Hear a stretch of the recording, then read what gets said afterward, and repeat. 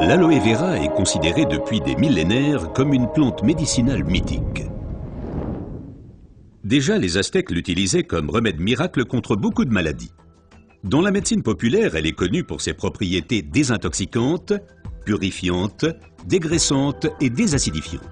Aujourd'hui, on sait également qu'elle exerce une influence positive à la fois sur le taux de sucre et le taux de graisse dans le sang, par exemple le cholestérol.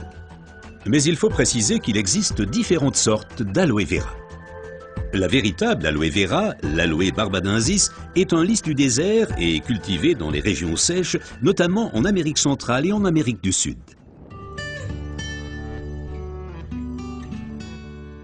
L'efficacité de l'aloe vera dépend principalement de son traitement, mais les différences se font dès la récolte. Pour éviter d'abîmer la plante, les feuilles doivent être coupées à la main. Comme la pellicule supérieure de la feuille contient de l'aloïne toxique qui protège la plante contre les animaux et a un effet laxatif pour l'être humain, il faut bien séparer l'enveloppe du gel intérieur. Le gel est du reste l'élément le plus précieux de l'aloe vera. Il contient à lui seul plus de 150 composants importants et bénéfiques pour la santé tels que vitamines, enzymes, polysaccharides et oligoéléments. Et c'est précisément cette combinaison unique, cette association de différentes substances qui entraîne l'effet médicinal. L'un des composants les plus importants est l'acémanal. Il a une influence positive sur le système immunitaire et diminue d'autre part les inflammations et les radicaux libres.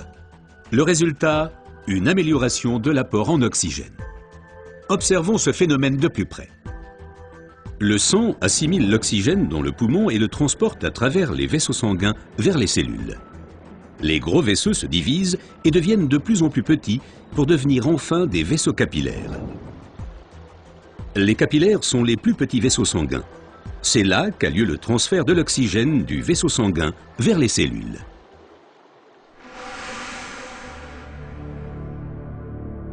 Une alimentation malsaine, la pollution de l'environnement, le stress et des exigences élevées affaiblissent notre système immunitaire.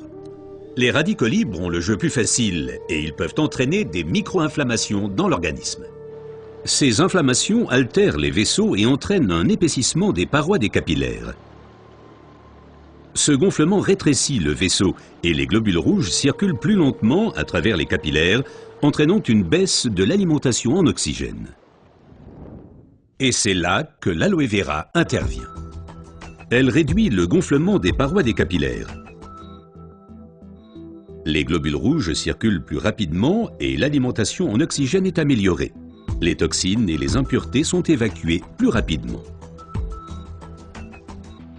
De récentes études indiquent que d'autres substances naturelles peuvent encore améliorer l'effet de l'aloe vera.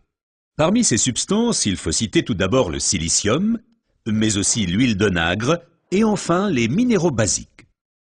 Observons tout d'abord le silicium d'un peu plus près. Le silicium est indispensable à l'organisme. C'est un élément structurant. Nous le connaissons surtout sous forme de sable de quartz que l'on trouve dans la pierre et le béton. Dans l'organisme, le silicium contribue à stabiliser les tissus, mais il renforce également les os, les ongles, les cheveux, les tissus conjonctifs et les parois des capillaires. Avec l'âge, les capillaires menacent de perdre leur fermeté. Ils peuvent littéralement se désagréger, ce qui entraîne une interruption du flux sanguin. Dans le pire des cas, ceci peut entraîner des incidents vasculaires cérébraux et l'infarctus.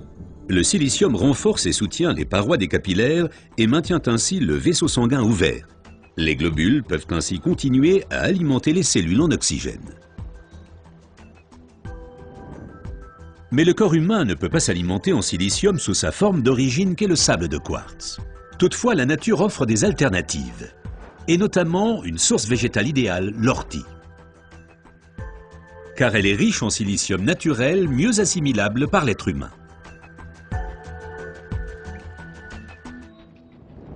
Une oxygénation optimale ne dépend pas uniquement des capillaires, mais aussi et surtout de l'état du sang. Le sang ne peut bien circuler dans les vaisseaux capillaires que s'il est suffisamment fluide. Certaines substances peuvent améliorer la fluidité sang, huile d'onagre avec ses acides gras insaturés et naturellement les minéraux basiques. Les acides gras insaturés sont des fluidifiants du sang. Ils empêchent les globules de s'agglutiner et donc un épaississement du sang. Les minéraux basiques soutiennent l'élasticité des globules rouges et facilitent ainsi leur passage à travers les capillaires. Ces deux éléments améliorent la fluidité du sang et garantissent ainsi son alimentation optimale en oxygène. Permettez-moi de récapituler.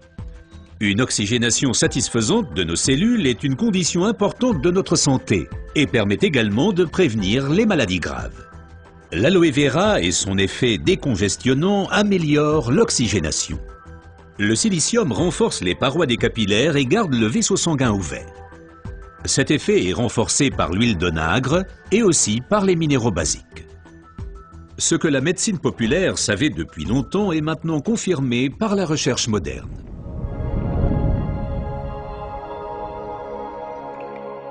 L'aloe vera améliore l'apport en oxygène et donc votre santé.